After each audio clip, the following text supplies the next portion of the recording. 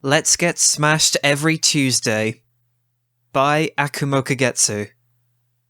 Rainbow Dash grumbled viciously, chugging down yet another pint of hard cider.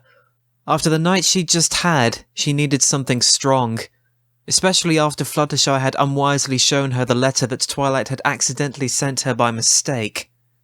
Dash swallowed hard, feeling the sting in her throat as she gripped the freshly inked quill in one hoof, turning back to the roll of parchment.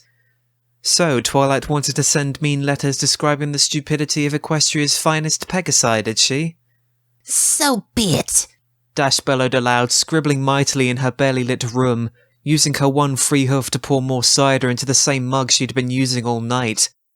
She stifled a hiccup, focused all her energy on concentrating her thoughts, and began to write. For Twilight, it had been one of the longest, most arduous nights of her entire life. "Nah, Lulu," Princess Celestia slurred, leaning on her sister. Luna tried her best to keep her face straight, but it was clear that she was agitated. "I don't want to go home. I want to go get some peanuts."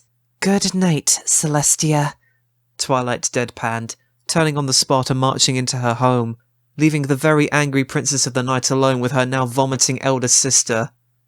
Twilight immediately locked the door behind her, massaging her aching eyes, as if that could scrub the images of precisely what she'd just seen her country's ruler do to some pony with a plunger and a package of styrofoam. Alcohol was a dangerous thing. She shuddered, dragging herself into bed with a groan before she realised that something had crumpled beneath her. Oddly, she could have sworn it had just grown drafty in the room, but it could have easily just been her imagination. Curiously, she silently tugged it from beneath her tired body, shuffled slowly over to a patch of moonlight leaking in through the window, and tiredly began to read. Dearest Twilight Sparkle, I am going to horribly violate you with an anemometer. Oh, shit. You arrogant, insufferable know-it-all. Why do you have to constantly make life fucking unbearable for absolutely every pony else? Are you just that much of a freak that you can't get off unless some pony's suffering? Yeah, bitch, I talked to Fluttershy. She was in tears, you know.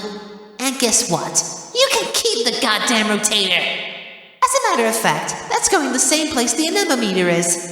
Seriously, if I have to hear to describe to me of all ponies, what a motherfucking anemometer is, I'm gonna rip your ears off and fuck the holes with a shovel.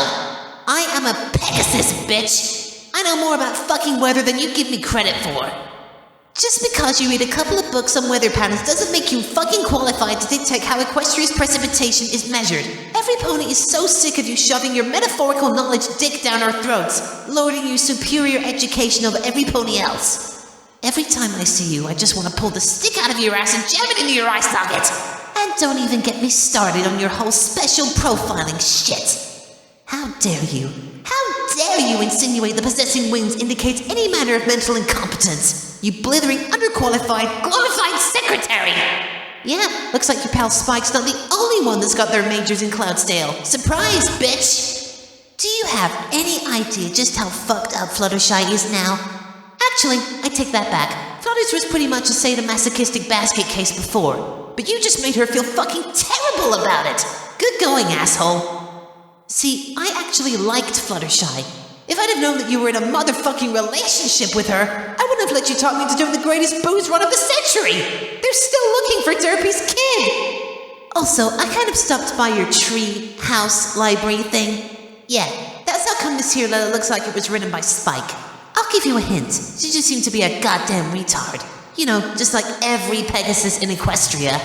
The thing is, it was written by Spike for me while I dictated to him. While drunk, too, which I'm doing a hell of a lot better than you are, you abusive cuntball. No, don't write, actually. You know what? Go ahead and leave that in, Spike. You're doing a great job.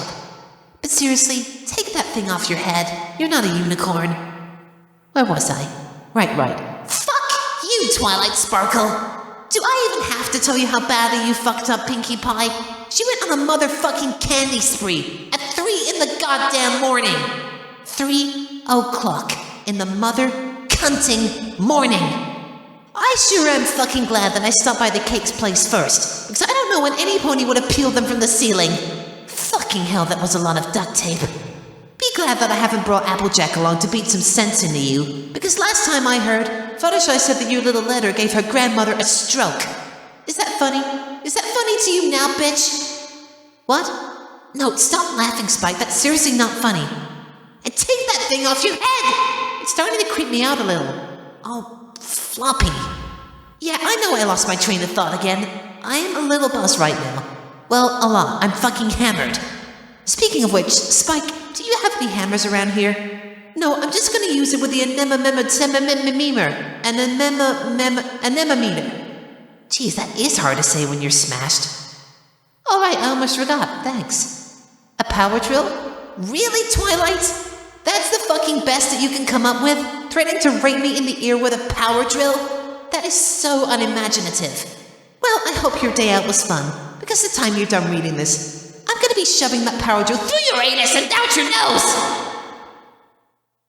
Twilight dropped the letter, whirling around the bed in panic. It took her a moment to realise that nothing was happening.